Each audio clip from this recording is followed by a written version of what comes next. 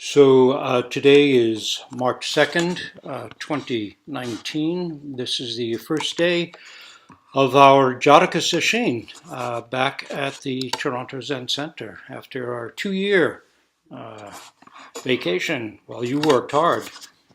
The new center looks quite beautiful, so thank you very much for having me return. Resuming again after 2 years, I'd like to begin with one of the very classic Jatakas, one that we've looked at before, but I'd like to look at it in a somewhat new context.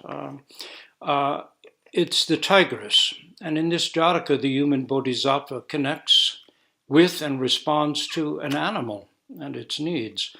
Tomorrow, we'll look at a Jataka in which the bodhisattva as an animal connects with and responds to a human. So taken together, we'll kind of have a set of balanced investigations. To begin, February 16th, just a few weeks ago, marked the date on the traditional Mahayana calendar, the Buddha's entrance into the completion of Parinirvana, or more bluntly put in ordinary terms, his death. So I'd like to begin with this actual historic 2,500-year-old event, and it'll lead into our Tigress story.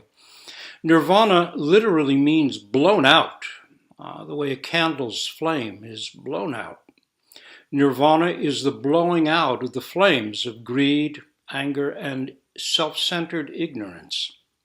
When all, even the faintest traces of clinging to self-centeredness are gone, entirely gone. At death, such a fully enlightened one passes into nirvana. For a Buddha, then, this actually marks yet another step on the road toward even greater fulfillment. How? We're talking about death, after all. Proceeding beyond, going further as pure wisdom, selfless compassion, and total knowledge is unimaginable. To follow such a step, even intellectually, we must go beyond all possibilities of conceptual understanding. The way of the Bodhisattva is not the way of conceptual understanding. The way of the Bodhisattva is the way of practice realization. Dogen wrote in section 23 of the Shobogenzo, Eye of the Treasury of the True Dharma, section titled Buddha Nature, grass, trees, and forests are impermanent. They are Buddha nature. Humans, things, body, and mind are impermanent. They are Buddha nature. Land, mountains, and rivers are impermanent, as they are Buddha nature. Unsurpassable, complete enlightenment is impermanent, as it is Buddha nature. Great Parinirvana is Buddha nature, as it is impermanence. And he wrote, the Buddha said, what is the one thing that bodhisattvas guard? It is the aspiration for enlightenment. Bodhisattvas, great beings, always endeavor to guard this aspiration for enlightenment, just as people in the world protect their only child. It is like a one-eyed person protecting the working eye, or people traveling in a vast wilderness protecting their guide. Bodhisattvas guard the aspiration for enlightenment in this way. Because bodhisattvas guard the aspiration for enlightenment, they attain unsurpassable, complete enlightenment. Because bodhisattvas attain unsurpassable, complete enlightenment, they embody consistency, enjoyment, freedom, and purity. This is unsurpassable, great Parinirvana. Thus, bodhisattvas guard this one thing. So, Parinirvana is also itself realization, even as it is the path to and of realization. Literally, it is the realization of dying and crossing over to the other shore of enlightenment. Some words by Master Hakuin from his brilliant commentary on the Prajna Paramita Hridaya, Heart of Perfect Sutra, goes like this. Because all Buddhas of past, present, and future depend upon the wisdom paramita they attain, the highest enlightenment. Now that's a quote from Prajna Paramita. Then Hakuin goes on to say, stop hammering spikes into empty space. Steers may give birth to calves, but no Buddha was ever enlightened by relying on prajna wisdom. Why? Because wisdom and enlightenment are from the first, not to. Besides, if a Buddha has anything at all left to attain, he is no Buddha. This is like a blazing conflagration. If Buddhas and patriarchs get too close, they get burned to death just like everyone else. And then he wrote this verse. Otters will be catching fish in trees long before Buddhas are enlightened by relying on something. And declaring a Buddha has something to attain, next he'll blither about the arhat's marital bliss. Nothing to attain doesn't mean nothing left to attain. From the very beginning, as Hakuin says, all beings are Buddha. What is there to attain? Arhats, of course, are celibate. They are not repressed or avoiding or working with sexuality in a celibate manner. Rather, they are said to be beyond even thoughts of enough separation to even conceive of something like sexuality. There's no separation at all, and so no non-separation. As to the great burning, in which all is consumed, we have this in our koan curriculum. Hekiganroku, Blue Cliff Record 29. Dai Sui's, it goes along with everything else. A monk asked Dai Sui when the conflagration at the end of the Kalpa sweeps through and the great cosmos is destroyed. I wonder, is this one destroyed or not? Dai Sui said, it will be destroyed. The monk said, will it be gone with everything else? Dai Sui said, it will be gone with everything else. This can be taken as a Zen Buddhist version of tough love. It can also be seen as a great and tender gift of liberation and relief. The verse each night of Sesshin reminds us of this, and I'm going to use a different version, the version that they use in Diamond Sangha, which goes like this. I beg to urge you, everyone, life and death is a great matter. All things pass quickly away. Each of you must be completely alert, never neglectful, never indulgent. Now, if you know something of the Buddha's Parinirvana, you know that he was lying on a stone couch beneath twin sala trees, and he was surrounded by the grieving universe. So you see animals grieving, devas grieving, kinnaras grieving, nagas grieving, yakshas grieving, monks grieving, bodhisattvas grieving, everything just grieving and grieving. And the Buddha is completely composed, lying on his right side beneath the twin sala trees. This event took place 2,500 years ago, and it's still one of the central and formative moments in the Buddhist imagination. It resonates, this complete passing away. Nothing remains.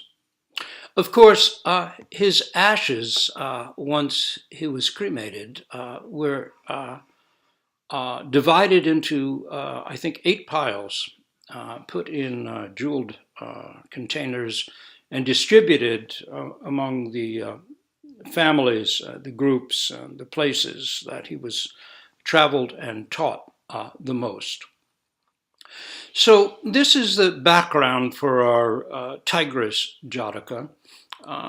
It took place, again, on the ceremonial traditional calendar only 2 weeks ago, February 16th. So now, to revert to today's theme, the Buddha passes fully away. this Parinirvana. I'd like to then return to our Tigress Jataka, one of the most dramatic of all Jatakas. It too is about the Buddha, in this case, when he was a bodhisattva, a Buddha before Buddhahood, and it is also about being consumed. But in this case, not entirely. Bones remain. So the Tigress Jataka will be our way of touching base, not simply with the outer events of a life, that painting of the Buddha lying on the stone couch, and the outer world completely consumed by grief, the loss of the great teacher, the one who guides all beings, but with the inner mind of the Bodhisattva, the person we know as the Buddha. But who was he? That is, what was his mind, the landscape and terrain of it? And does it all simply pass away? Or what? So this well-known Jataka, the Tigress, does not appear in the Pali Jataka of 547 such tales at all. But it is placed first in Aryashura's highly influential Sanskrit Jatakamala, the rosary or garland of Jatakas, which was a collection of 34 really inspirational tales, specifically focusing on compassion and wisdom. In the Pali Jataka, often the stories presented are karma tales, how this leads to that, or that affects this. But the Jatakamala specifically focuses on inspirational tales of compassion and wisdom. And not all of them, by any means, appear in the Pali Jataka. This Jataka of the Tigress also appears in a Mahayana Sutra titled The Splendor of Gold, which is said to have actually evolved over centuries. The Tigress story, I should add, went on to have a huge role in the Buddhist imagination throughout Buddhist Asia and within all Buddhist traditions, every one. So, here's the tale. Long ago, when the Bodhisattva was already a spiritual teacher, there was a drought where he lived. Rain had not fallen for many weeks. The trees had dropped their leaves and were bare. Grass underfoot was brown and brittle, and the once flowing stream beds were all dry. He went for a walk back then with one of his students. Deep in that dry forest, they heard a series of coughing roars. The student said, "Master, those are the roars of a tiger, a hungry tiger. Let's turn around and go back now." But the teacher said, "Those are not the roars of a hungry tiger. They are the roars of a starving one. Let's go ahead further yet and see if we might be of help." Reluctantly, the disciple agreed. They came to the edge of a cliff. Looking down, they saw below them a starving tiger, a tigress actually, for two small cubs were trying to nurse from her. But every time they approached, the tigress roared and drove them away. She was emaciated, just skin and bones, all her ribs plainly showing. When she looked at her cubs, her eyes narrowed and glazed over, and the Bodhisattva saw that in her desperation, she had begun to view her own children as prey, as meat. "Quick," he said to his student, "go and see if you can find some food for this starving tigress. She'll be driven to eat her own cubs if she doesn't eat soon. The karma from that will be terrible. I'll wait here and do what I can to stop her from harming her cubs until you return." Obediently, the disciple ran off, and the teacher turned again to watch the tigers below. How very pitiful, he thought, watching them. Then, even as the Bodhisattva watched, he saw the starving tigress struggle up on her front legs, her hindquarters still lying flat on the ground. After several fiercely determined efforts, she managed to rise up on all fours. Then, growling and drooling, she tottered unsteadily toward her tiny cubs. My disciple is not going to be back with food in time, thought the Bodhisattva, but I can't just stand by and let harm happen. Mind is vast, totally empty, and cannot be found. This body, so much matter, is the crystallization of my own past thoughts and deeds, extending back into the endless past. My deepest wish has ever been to save sentient beings. To fail to act now when there's opportunity would only become a cause for regret. He removed his robe and hung it on a branch of the tree. Then, like a man preparing to just dive into a lake, he put his hands together and leapt from the cliff. Startled by the sound of something crashing through the trees and bushes, the tigress crouched in fear, then turned to look, and saw the body of a man lying on the rocks at the base of the cliff. Gathering her strength, she lunged forward and began to feed. When the disciple returned, apologetic and empty-handed, he saw the teacher's robe hanging on the tree at the cliff's edge. He called the teacher's name, but received no response. Fearing the worst, he went forward and looked down over the cliff's edge and saw the tigress feeding. With a cry, the disciple threw himself to the ground by the base of the tree and wept. At last he rose, dried his eyes, and in awe, carrying the robe as a sacred relic, went back to the hermitage, told the other disciples there of their teacher's great sacrifice, and led them all back to the spot. They festooned the tree with garlands of flowers. When the tigress and her cubs departed, they climbed down the cliff, gathered the Bodhisattva's bones, and built a jeweled stupa to house them. The gods, stunned by what they'd witnessed, descended to earth.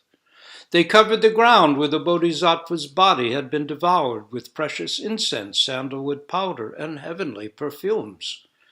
Even now, the Bodhisattva's selfless deed is remembered by those same gods, and by humans too who know the tale. It will never be forgotten, not though long ages pass in which high mountains and great civilizations rise and fall, never to be heard from again. So that's the story. Now let's look at it from the perspective of practice. In Japan, at Horyuji Temple in Nara, which many of us visited with Sunyana Roshi back in 2016, there is an area that was unfortunately closed to us for renovation when we were there.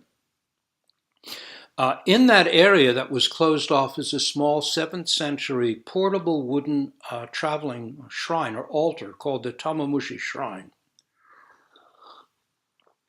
Painted on the sides of this little, it's about maybe like this, wooden altar are scenes of the Bodhisattva in this Jataka. So this is from 7th century Japan. You can see him hanging his robe on the tree and then leaping from the cliff to feed the starving tigress and her cubs. And then you see them devouring his body. These same scenes also appear on the walls of the Dunhuang cave temples begun in the 4th century China, as well as at the 5th or 6th century Bodhnath Stupa in Kathmandu, Nepal. So clearly this story had a deep impact on the Buddhist imagination. The great 13th Dalai Lama, the one before the current 14th, commented on only this one Jataka every year at an important annual prayer festival. He could have spoken on any of the Jatakas, but each year, every year, he commented only on this one Jataka. Again and again he chose to comment on it. It was his mu, Jataka, his Gute's finger, Jataka, raised up. It could never be exhausted. For the 13th Dalai Lama, it presented the essence of the Bodhisattva way. Like no other Jataka, it put selfless compassion nakedly and starkly before us. There is no intervention, as often happens in some of the other Jatakas, by Chakra, king of the gods, to reveal this was just a test and the Bodhisattva is restored and everything's fine. No, there's no intervention. There's no miraculous salvation. There's no happy ending. There's no magic except for that of overwhelming compassion itself. And yet, somehow the story is not a downer. While somber, it faces us into essential mysteries of our own life. Who am I? What is my role? How can I help? To repeat something I've previously said about this Jataka in commenting on it, and perhaps some of you have heard this, the most honest thing I've seen by way of commentary on it can be found in a few lines by our Zen elder, the Pulitzer Prize-winning poet and staunch environmentalist Gary Snyder, one of the original founders of the so-called Beat movement. Gary, now in his late 80s, is still practicing and still writing and speaking and sharing a uniquely informed, tough-minded practice wisdom. In one of his early books titled Myths and Texts, he touches on today's Jataka, and he wrote, Buddha fed himself to tigers and donated mountains of eyes through the ears to the blind. A mountain lion once trailed me 4 miles at night, and no gun. It was awful. I didn't want to be ate. Maybe we'll change. So here Gary presents the ideal and the actual side by side. The Buddha's example sets a model in our minds. But we also know that in all honesty, there's a vast difference between his spontaneous, compassionate abilities and our own. Feed a tigress with my body, are you kidding? That's our reality. Let's admit that we can get scared walking down a lonely forest path, scared of lions and tigers and bears, oh my, as it says in The Wizard of Oz, scared of unseen things we imagine. And if we should see a starving tigress, we're likely to think, gosh, how terrible, or I'll call animal control, or I'll donate money to animal welfare, or I wish I had some food to give it, poor thing. But we're not likely going to think about giving it our own body, our own selves. Gary Snyder, a courageous personality in his own right, admits in his poem that while we may be Buddhas, we're not like the Buddha.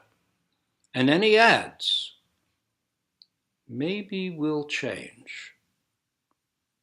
Aha, there's a little glimmer of hope. This is where practice realization really begins, with that hope. I know I'm missing something as a grown-up human being. Is there a path that will help me mature? At some time, we all come face to face with this.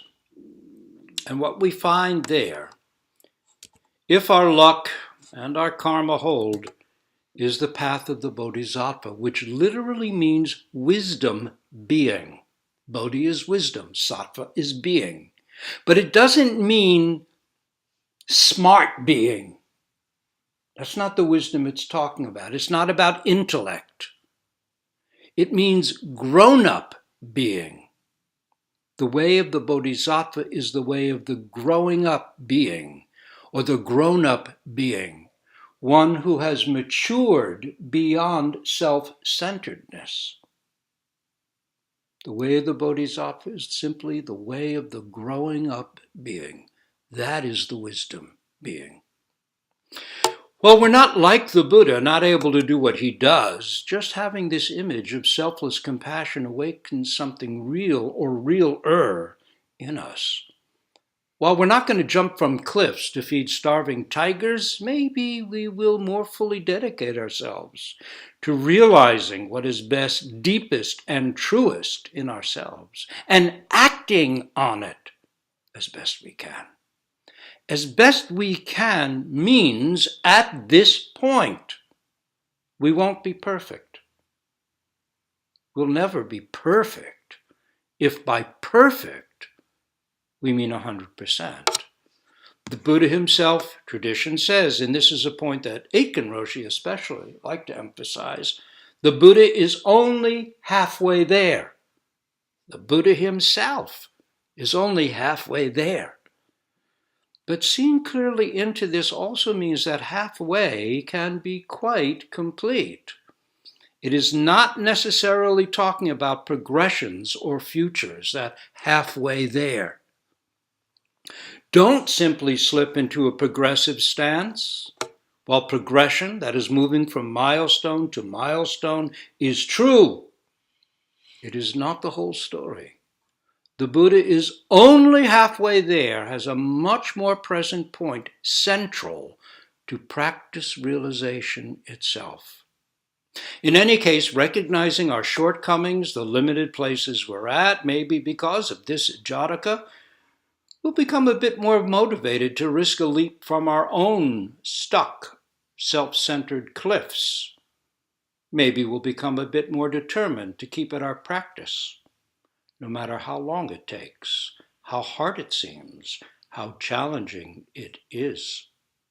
Let's also remember that the Buddha's path in the Jatakas, his bodhisattva path of maturing fully in insight, skill, wisdom, and compassion from a sequential perspective, took an immeasurably long time. It wasn't one leap and he was done. Each leap is a beginning, not the end of a bodhisattva's lengthy road. And there is that hope. Maybe we'll change. With this hope, we willingly accept personal responsibility for the work of practice that hope, which is also faith in our own human potential, brings. We actualize our hope by doing Zazen, coming to Doksan, Teisho, Sesshin, Zazenkai, Jukai, by living a life of awareness, by integrating practice into life, which means practicing in the ordinary moments and events of our life, not just in the Zendo or in Zazenkai or Sesshin.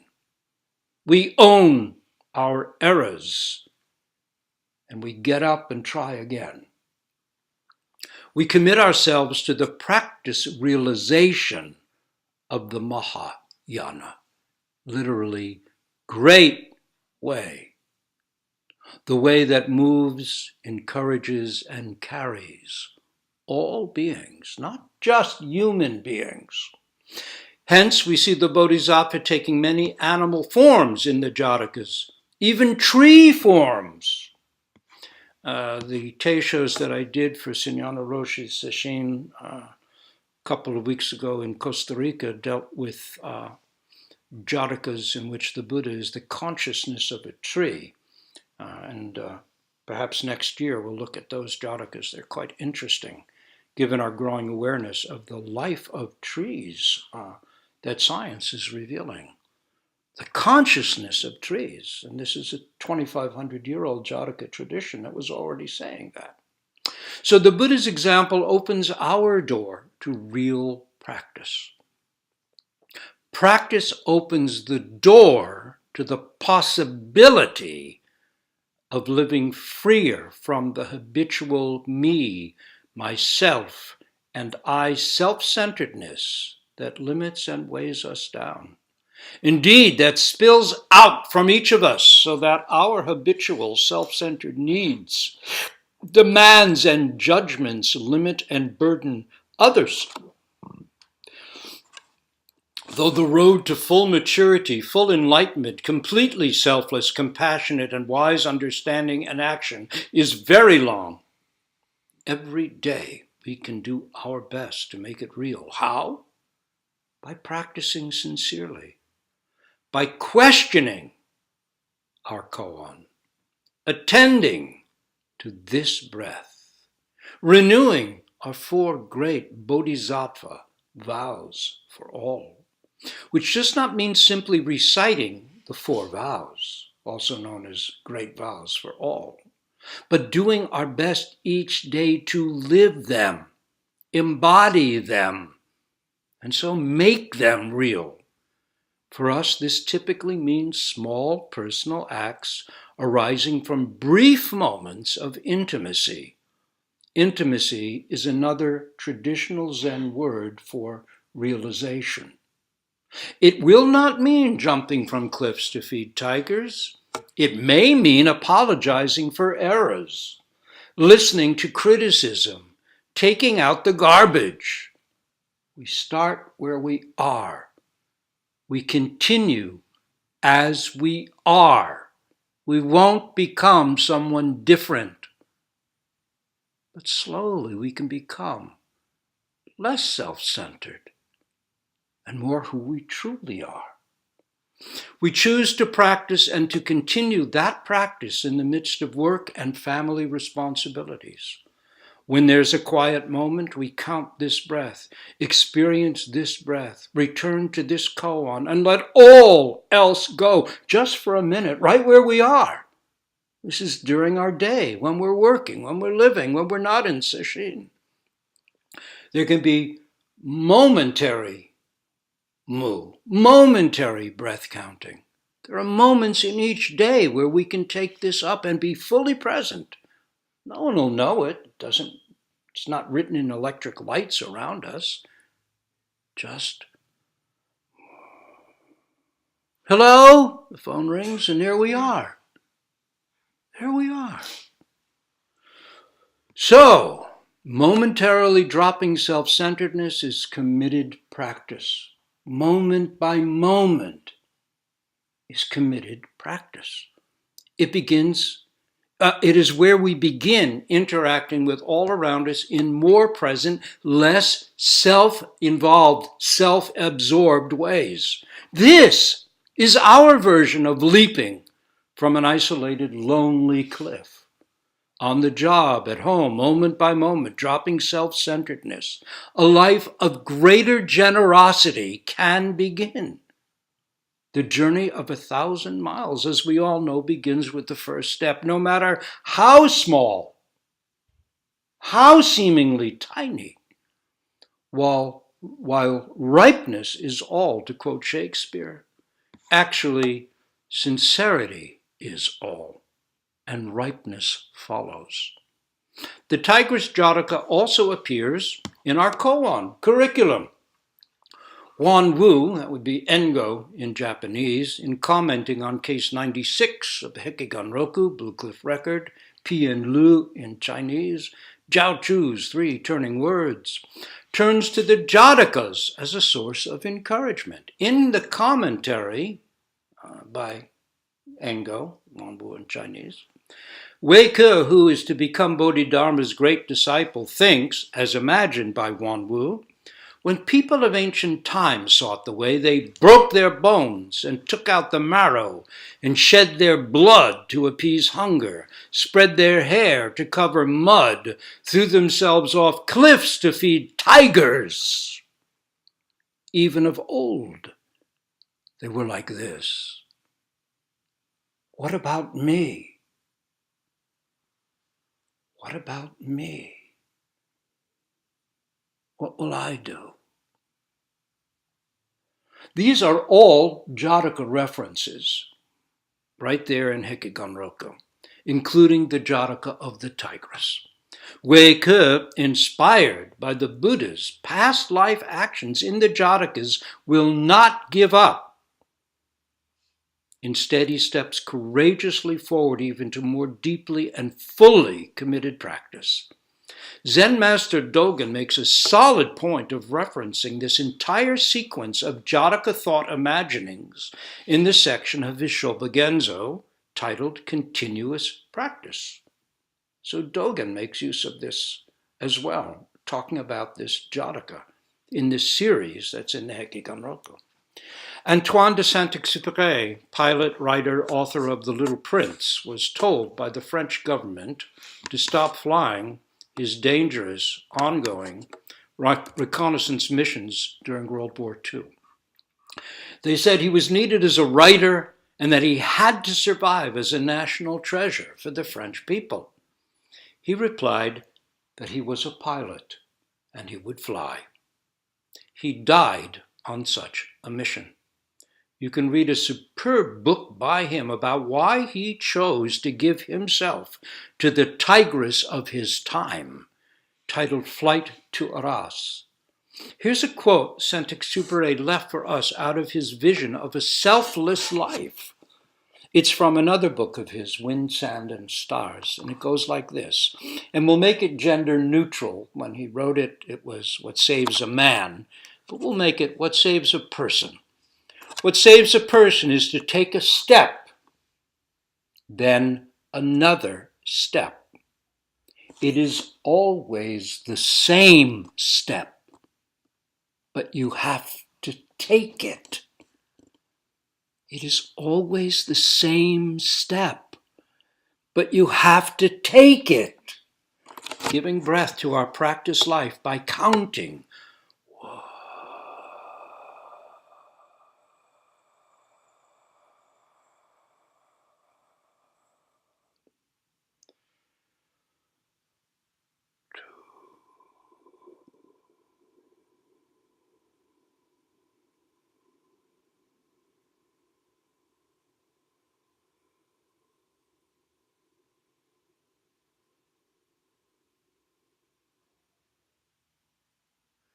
Giving space to the mind by sitting and attending to the practice and letting everything else go. Letting it go, not forcing it away. Letting bird song enter and transform us. Letting crows say it. Caw! Caw! Letting cold pierce us and heat kill us. Wiping all we cling to away. Not ready to jump off cliffs, give eyes, bodies, heads, maybe not even imagining one day we might even possibly want to do such things. We sit in Zazen, return to our practice, follow this breath, let go of this thought, re-engage with this koan. Maybe we step out again, afterwards a little lighter, a little steadier, a little happier, a little less heavily there, a bit more present here. And so a bit more capable of just a little more spontaneous kindness and generosity. Maybe we call that friend we've been meaning to get in touch with, or wash that extra dish, or take the shopping list off to the grocery store, co-op, or supermarket. Small leaps, but they add up, and over time create a new life road. There is another challenge to the Bodhisattva and to us in the Tigress story. If a cute little bunny needed saving, it would be oh so easy to think, Bodhisattva, please jump down and save that bunny. But no, in this Jataka, it's not a cute little bunny. It's a ferocious tiger. A tiger that's drooling, ugly, starving, and in a depraved and murderous state of mind, about to create hellish karma by devouring its own children. Can the Bodhisattva's love embrace even such a dangerously horrifying beast? You see, the story is not just about a leap. It's about love. Where do we stand with this? Can we remove our robe of conditioned identity, drop whatever lofty position we cling to in our minds, let our self-centered dialogue go, and just drink and taste this tea, just eat and taste this cookie, Just completely see the cup in our hand. Just completely hear the birds or cars outside the window, and fully practicing, be it all. Let it all in without adding or removing a thing. Can we leap from our cliff? Dogen says that pushing the self forward to confirm the 10,000 things is called delusion. But, he adds, allowing the 10,000 things to step in and confirm the self is intimacy or realization. No one there seeing is real seeing. No one there hearing is real hearing. There are opportunities each day, some more challenging than others. How about when there's a disagreement at work, or a quarrel with a partner, a friend, or teenage child? Can we leap from our safe but lonely cliff and open ourselves to the claws and fangs that wait? Can we jump from our safe vantage, let it go, get chewed up, opened up, and gone, gone? Really listen, really hear. Torei Zenji, Hakuin Zenji's great disciple, wrote a Bodhisattva's vow, and it goes like this. I am only a simple disciple, but I offer these respectful words. When I regard the true nature of the many dharmas, I find them all to be sacred forms of the Tathagata's never-failing essence. Each particle of matter, each moment, is no other than the Tathagata's inexpressible radiance. With this realization, our virtuous ancestors gave tender care to beasts and birds with compassionate minds and hearts. Among us in our own daily lives, who is not reverently grateful for the protections of life, food, drink, and clothing? Though they are inanimate things, they are nonetheless the warm flesh and blood, the merciful incarnations of Buddha. All the more we can be especially sympathetic and affectionate with foolish people, particularly with someone who becomes a sworn enemy and persecutes us with abusive language. That very abuse conveys the Buddha's boundless loving kindness. It is a compassionate device to liberate us entirely from the mean-spirited delusions we have built up with our wrongful conduct from the beginningless past. With our open response to such abuse, we completely relinquish ourselves, and the most profound and pure faith arises. At the peak of each thought, a lotus flower opens, and on each flower there is revealed a Buddha. Everywhere is the Pure Land in its beauty. We see fully the Tathagata's radiant light right where we are. May we retain this mind and extend it throughout the world so that we and all beings become mature in Buddha's wisdom. The Bodhisattva's love in this Jataka sets him searching for meat for a starving tigress. Where is meat? Where? Where can it be? Wait! I am meat. I am food. I am the meal. I myself am in the food chain. This is a very humbling perception. To a predator, we are just so much meat, a meal.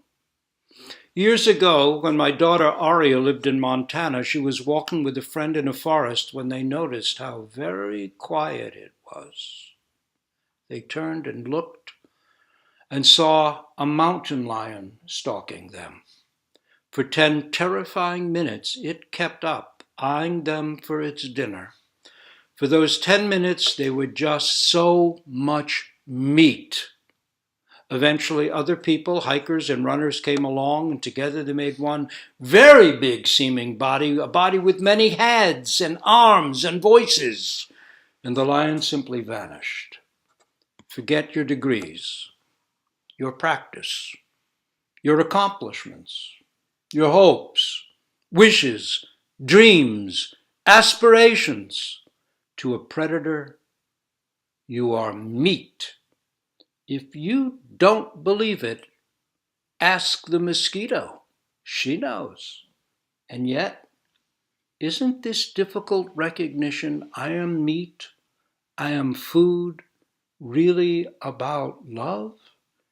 Jesus said, "This is my body. Come and eat." It is the foundation of the Catholic Mass. What I have to give is myself. Somewhere in the Hindu Vedas is an ancient chant. I am food. I am food.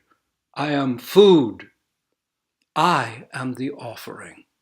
I am the sacrifice given willingly. I am nothing in myself, only something here for a short time to nourish all.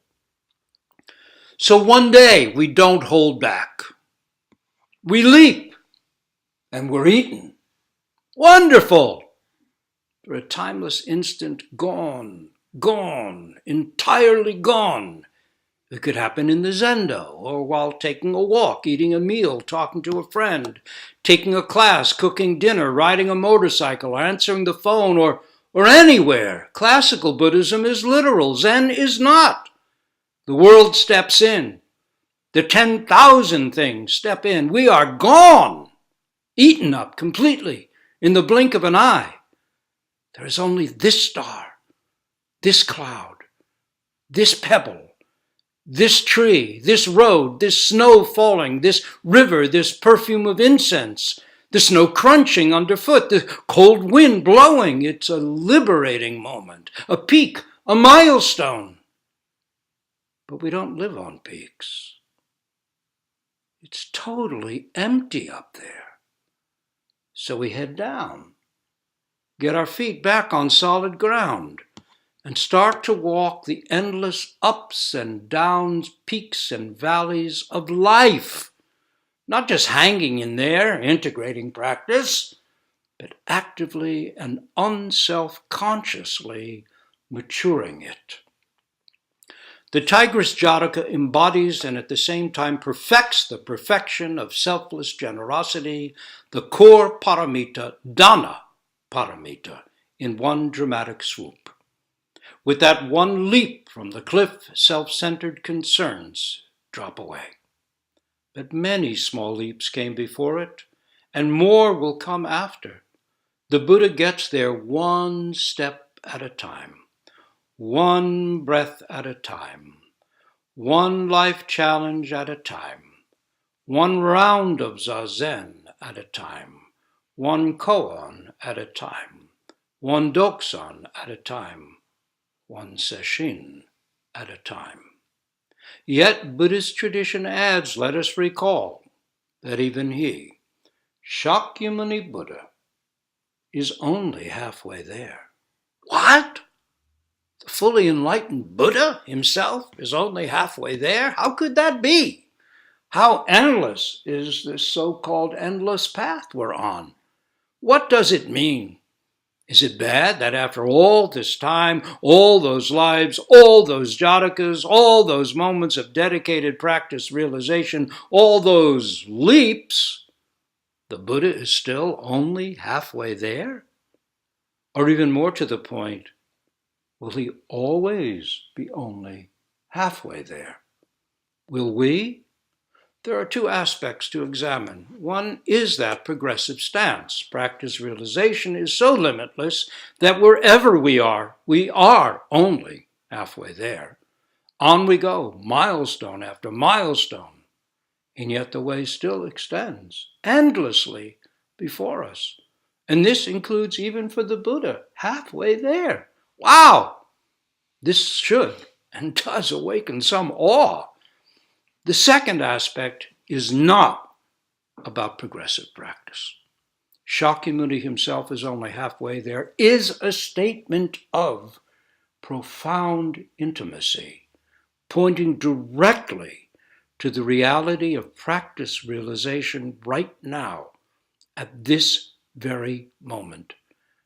How might you express this in your own words? How might you show it? As followers of the Buddha, we have each chosen to leap beyond our daily routine, beyond our daily practice. This week is dedicated to touching the mind. This is the literal meaning of the word sesshin, to touch the mind. Zen Master Dogen wrote, "To think that practice and enlightenment are not one is a non-Buddhist view. In the Buddha Dharma, they are one. Inasmuch as practice now is based on enlightenment, the practice of the beginner is itself the whole of original enlightenment. Therefore, in giving instruction for practice, the Zen teacher advises his or her disciples not to seek enlightenment apart from practice, because it is the very enlightenment of practice. There is no end to enlightenment. Because it is the very practice of enlightenment. There is no beginning to practice." So we will stop here and look at things together.